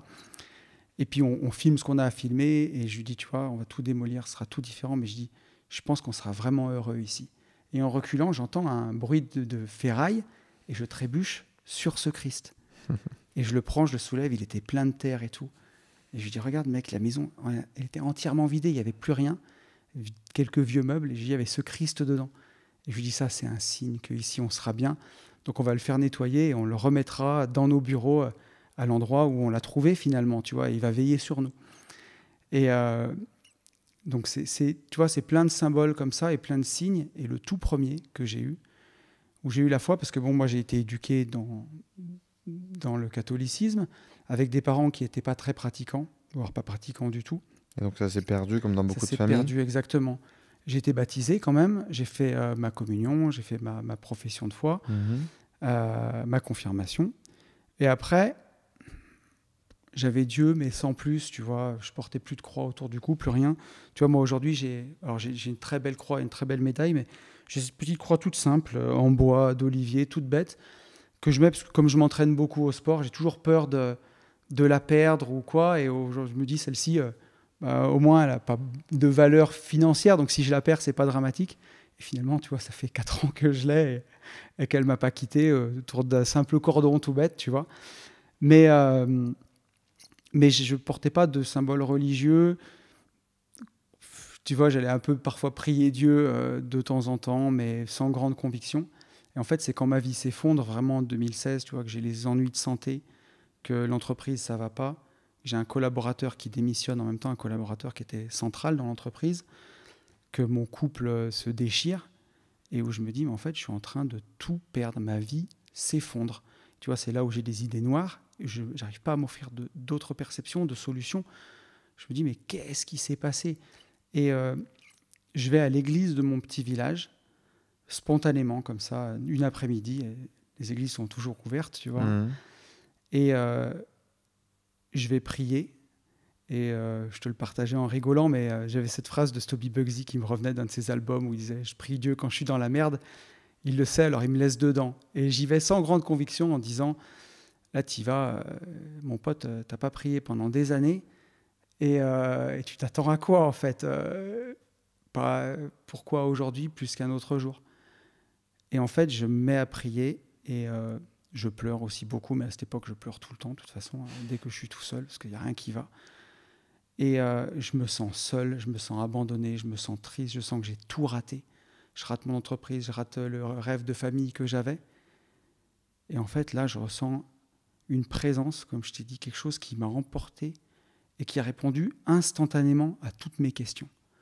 De dire, mais en fait, t'es pas seul, je suis là, je te tiens la main, je t'abandonne pas. Je suis toujours là, je serai toujours là et j'ai toujours été là. Et quoi qu'il arrive, tu es aimé et je t'aime et je suis là. Et ça me remplit d'une énergie où ça me redonne de l'espoir, ça me redonne de la lumière, ça me redonne un second souffle. Ça change tout en un seul instant. Où je sais que ce ne sera pas facile, ce ne sera pas magique, mais par contre, je ne m'effondrerai plus jamais parce que je suis soutenu, parce que j'ai tout ça. Et j'ai cette phrase qui me vient dans ce moment-là, qui me dit d'abord les épreuves et ensuite les grâces. Et j'ai ce sentiment que le monde, ça ne va pas sur ma tête, mais que si ces épreuves-là, elles me sont transmises, c'est que je dois les vivre parce que j'ai quelque chose à en tirer, j'ai des leçons à en tirer et j'ai des choses à comprendre. Et quand je sors de cette église, pour l'anecdote, j'avais 200 € dans ma poche et je les ai mis dans l'urne en me disant, je sais pas, j'étais tellement euphorique et tout avait tellement changé que j'avais besoin de donner quelque chose. Alors pour le coup, j'avais 200 balles, j'ai donné les 200 balles et je me suis acheté tout de suite une croix à l'époque, une toute petite croix en or avec un cordon où j'avais besoin de porter ça, de porter ce symbole sur moi Pour te rappeler ce moment. Pour me rappeler ce moment, vraiment. Je l'ai fait tout de suite, dans la foulée. Et pour que ça ne me quitte pas, je l'ai écrit aussi, ce moment, cette rencontre que j'avais vécue, pour ne pas en perdre l'intensité. Et instantanément derrière. Et en fait, ça ne m'a plus jamais quitté, quoi. Et c'est merveilleux. Au quotidien, à quoi ça ressemble? Tu vois, qu'est-ce que tu ressens? Qu'est-ce que ça change peut-être? Alors, ça a changé en moi que tu vois, j'ai fait baptiser mes filles derrière. Enfin, en tout cas, je leur ai proposé. Et on a fait baptiser, les filles. Et aujourd'hui, tu vois, je leur en parle pas beaucoup, mais comme elles me voient, et ben forcément, je pense que ça inspire aussi. Donc, tu vois, elles ont toutes les deux la Bible sur la table de chevet. C'est important pour elles. La foi est importante pour elles, tu vois. Et ça, c'est chouette aussi parce que ça n'a pas été fait. Je fais pas beaucoup de prosélytisme, tu vois. Je pense que tu as la primeur. Hein. C'est la première fois que j'en parle vraiment dans un podcast, tu vois. J'en parle pas beaucoup sur une vie de liberté. Il y en a qui me le demandent. J'avais promis que je ferais un épisode là-dessus. Mais je ne savais pas de quelle façon le faire. Toi, je ne l'ai toujours pas fait pour l'instant. Peut-être que la façon de le faire, c'est juste d'en parler comme ça, finalement. Pas plus que ça. Peut-être, hein. Mais tu vois, j'ai... La foi de réussir. C'est un bon nom d'épisode. Ça pourrait être bien. Et en même temps, quelque part, c'est tellement plus que ça, tu vois. Bien sûr. Ça a répondu à toutes mes questions parce que, tu vois, c'est la parole de Jésus, vraiment, quand il dit prenez cette branche d'olivier, vous me trouverez, soulevez cette pierre, vous me trouverez. En fait, c'est que tout est déjà là. Tu vois, quand on parlait de la Porsche, de la Ferrari, tu me les enlèves, c'est pas grave parce que tout est déjà là. Et même si tu vas pousser à l'extrême et même quand tu vis des deuils parfois, alors Dieu merci, j'ai pas eu le malheur de vivre des deuils extrêmement proches, tu vois, mais en tout cas j'ai perdu mes grands-parents, des choses qui sont dans l'ordre des choses. Mais d'avoir cette foi-là aussi, ça t'aide dans ces moments-là. Ça t'aide énormément. De savoir que, tu vois, ça rejoint au final, ça rejoint Napoléon Hill quelque part, parce que, tu vois, c'est ce que je partage un peu dans mon atelier sur un de mes ateliers de dev perso. Et j'ai eu la chance d'en parler avec une astrophysicienne il n'y a pas longtemps, tu vois. Tous les atomes qui nous entourent, ils ont été créés à l'époque du Big Bang, il y a 13,9 milliards d'années. Alors certains un peu plus tard, d'après l'astrophysicienne, mais en tout cas, toute la matière était déjà là. Et finalement, tout ce qu'on construit dans nos vies, que ce soit nos business, de l'argent, finalement, c'est juste de la matière qu'on réorganise pour qu'elle arrive dans nos vies. Mais en fait, tout est là. Tu vois, dans la sagesse des Égyptiens, ils disaient « tout est dans le tout et le tout est dans tout ». Et qu'au final, tu vois, aujourd'hui, les atomes de mon corps, quand on boit de l'eau, tu vois, quand on vit, on renouvelle nos cellules, je crois, en 80 ou 90 jours pour certaines d'entre elles. Et à part certaines cellules qui sont vraiment dans nos os, les atomes qui composaient Tony il y a 5 ans, c'est plus du tout les mêmes que ceux qui me composent aujourd'hui. Donc, qui sait Tony vraiment? Est-ce que c'est la matière qui le compose? Il y a un peu de mystique, tu vois, derrière tout ça. Bien sûr. Et de se dire, en tout cas, avant ma naissance, tu vois, il y a 44 ans, mes atomes, ils composaient peut-être des plantes, un petit oiseau. Et qu'au final, tout est déjà là, quelque part. Et en fait, ce que j'ai ressenti avec la foi, c'est peut-être cette connexion universelle. C'est pour ça que j'aime tellement, tu vois, habiter dans ma maison. Il y a une belle vue sur les montagnes, que j'ai l'impression d'avoir un peu une vue panoramique sur tout ça, tu vois. Enfin, moi, la liberté, c'est ça aussi, tu vois, aller faire... J'aime beaucoup mon coin paumé, mais des fois, quand je vais faire du vélo dans la plaine, tu vois, puis que je monte dans les montagnes et que je vois tout ça autour de moi, j'ai vraiment ce sentiment de plénitude, de complétude, tu vois, de vraiment me dire, j'en avais fait un podcast, tu vois, une fois, je suis complet. En fait, j'ai besoin de rien, enfin, tout est déjà là. Ça, je pense que c'est une vraie question de la vie, hein. Comprendre qu'on n'a pas besoin d'aller chercher des choses à l'extérieur pour pouvoir être heureux, pour pouvoir être plein. Ça répond à beaucoup de questions. C'est sûr. Quelque chose que j'aime bien, qui dérive un peu de ce que tu dis aussi, c'est, tu vois, sur cette même vision que Dieu est partout, c'est aussi de comprendre que tout est spirituel et rien ne l'est. Mm. Ce podcast est spirituel. Ma venue ici est spirituelle. Une vidéo que tu fais avec ton téléphone maintenant peut être spirituelle. Mm. Prier est spirituel. Mais aussi, prier ne peut ne pas être spirituel. Porter une croix ne peut ne pas être spirituel si tu mets pas de spiritualité et de conscience derrière. Et donc à partir de là, tout a changé aussi, tu vois, dans mes interactions du quotidien, dans ma façon de me comporter, dans la posture que je pouvais avoir. Parce que avant, quand je n'ai pas intégré ce truc, j'allais voir des gourous, j'allais voir des... S'il te plaît, fais-moi ressentir ce truc de connexion, fais-moi... Mais tout est déjà là. Mm. Et donc en juste fait... que tu puisses le voir. Que tu puisses le voir, que tu puisses vivre depuis cet état-là. Mm. Et moi, j'ai cette autre croyance que Dieu est en nous. Ouais. Et qu'on a tous Dieu à l'intérieur de nous et qu'en fait, nous sommes divins. Bien sûr. Donc si je suis divin, eh bien, j'ai déjà tout. Toutes les réponses aussi, toutes les informations, toute la... Alors, c'est pas je suis Dieu parce que je suis spécial. Et non, je suis Dieu parce que Dieu est en nous et en chacun de nous. Et aujourd'hui, ma vision, ce serait plutôt de se dire comment je peux juste être canal et laisser s'exprimer le divin qui est en moi pour partager le message qui doit être partagé. Essayer de minimiser un peu ma part d'ego et de contrôle et pour juste communiquer le message finalement, que le message que le divin en moi a envie de communiquer. Voilà, je trouvais ça intéressant. Je sais pas. C'est magnifique ce que tu dis, parce que tu sais, la Bible, elle commence comme ça. Hein. Au commencement était le Verbe, et le Verbe était Dieu. Donc, te faire le canal de tout ça et cette parole, c'est incroyable. Et je voulais dire autre chose, mais je l'ai oublié, mais j'avais autre chose à rajouter, mais elle va peut-être me revenir. Mais effectivement, j'ai retrouvé. Mais Dieu nous a fait à son image, et parfois se comporter, en tout cas d'une façon qui n'est pas en accord avec nos valeurs, c'est aussi d'une certaine façon défigurer Dieu. C'est pour ça que tu t'en éloignes. Tu vois. Donc, et je te rejoins là-dessus. Tu vois, quand on dit le tout est dans le tout et le tout est dans tout, ça veut dire qu'on a une part de divin en nous. Et ce qu'on a hérité de ça, en tout cas, c'est ce pouvoir créateur de l'être humain.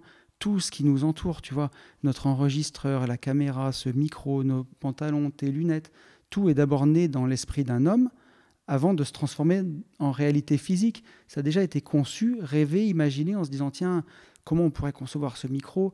De ma tête, je le couche d'abord sur du papier, ensuite je rencontre des gens qui sont capables de le concevoir, quelqu'un qui sait modeler du fer, quelqu'un qui sait modeler du plastique, et en unissant nos forces, on crée un objet dans la réalité physique. Mais on peut créer aussi des œuvres littéraires qui vont se transmettre en les relisant, en redevenant spirituels.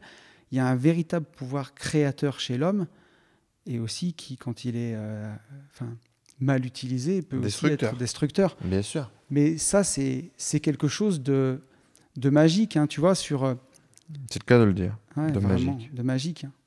Mais sur ce lieu, tu vois, c'est vraiment quelque chose où j'ai eu le sentiment de trouver ce pouvoir créateur parce que je l'ai tellement imaginé, cet endroit dans lequel on est. Il y a eu beaucoup de péripéties. J'ai mis presque 3 ans pour lui faire voir le jour, entre le moment où j'ai trouvé le terrain et le bout. Là aussi, il a fallu avoir de la foi pour croire que le projet irait jusqu'au bout. Mais je l'ai tellement imaginé que quand j'en ai ouvert la première porte, une fois finie, en fait, je rentrais chez moi, tu vois. Et je me suis dit, c'est dingue de pouvoir imaginer des choses dans sa tête et en agissant dans le monde physique, les faire se matérialiser. Et c'est là où tu te rends compte que tout est possible, en fait. Tu peux faire tout ce que tu veux. Avec suffisamment de foi. Ouais, quand tu t'autorises à y croire, quoi. Je pense que c'est une belle conclusion. Je pense aussi. Tony, merci beaucoup. Merci, tous les liens Enzo. sont dans la description juste en dessous, bien évidemment. Je ne peux que vous inviter à aller discuter avec Tony. Et moi, j'avais des conseils sur la finance et l'argent, la règle des 4%. Mais cette conclusion est tellement belle que je pense que ce sera la fin de ce premier épisode en tout cas. Bien. Tony, merci beaucoup. Merci Enzo. Je suis très content. Moi, je suis venu avant tout de manière très égoïste répondre à plein de questions que je pouvais avoir. Je suis venu d'une façon ou d'une autre comprendre un peu ce qui toi t'a permis de réaligner cette spiritualité, ce bonheur au quotidien, cet argent. J'ai compris que ça avait été la souffrance dans un premier temps pour comprendre, que ça avait été l'acceptation de Dieu dans un deuxième temps, la redéfinition de tes valeurs, de comprendre ce qui était vraiment important pour toi, et finalement au quotidien s'en servir comme une boussole pour être sûr qu'on déraille pas. Et je vais utiliser tout ça pour construire moi aussi ma vie de liberté et ma vie de bonheur, j'allais dire, une vie de bonheur, une vie épanouie. Merci beaucoup Tony et à très vite. Merci Enzo.